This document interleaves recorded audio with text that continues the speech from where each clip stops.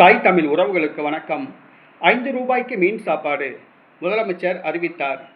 5 ரூபாய்க்கு மீன் சாப்பாடு முதலமைச்சர் அறிவித்தார் என்ற தலைப்பில் இந்த காணொளியை காண்கிறோம். 5 ரூபாய்க்கு மீன் சாப்பாடு முதலமைச்சர் அறிவித்தார். தமிழ்நாடு முதலமைச்சர் அல்ல, மேற்கு வங்காள முதலமைச்சர் சுவேந்து அதிகாரி அறிவித்துள்ளார். மேற்கு வங்காளத்தில் நடைபெற்று முடிந்த சட்டசபை தேர்தலில் திரிணாமுல் காங்கிரஸ் கட்சியை வீழ்த்தி பாரதிய ஜனதா கட்சி ஆட்சியை பிடித்தது.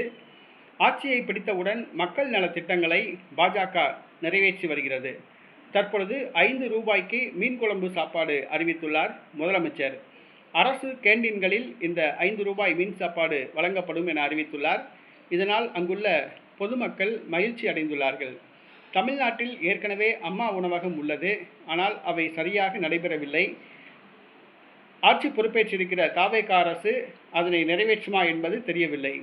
மேற்கு வங்காள முதலமைச்சரை பின்பற்றி 5 ரூபாய்க்கு மீன் குழம்பு சாப்பாடு என்ற திட்டத்தை ஜோசப் விஜய் அம்மா உணவகங்களில் அறிவிப்பாரா என்பது தெரியவில்லை. ஏழை எளிய மக்கள் அம்மா உணவகங்கள் மீது நாடி செல்கிறார்கள். குறைந்த விலையில் உணவுகள் வாங்கி பசி தீர்க்கிறார்கள். தற்பொழுது 5 ரூபாய் மீன் சாப்பாடு அறிவித்திருப்பது மேற்கு வங்காளத்தில் மட்டுமல்ல, இந்தியாவிலேயே திரும்பி பார்க்க வைத்திருக்கிறது. தமிழ்நாடு முதலமைச்சரும் அதை பின்பற்றுவாரா, 5 ரூபாய்க்கு மீன் குழம்பு சாப்பாடு அறிவிப்பாரா என்பதை பொறுத்திருந்து பார்ப்போம்.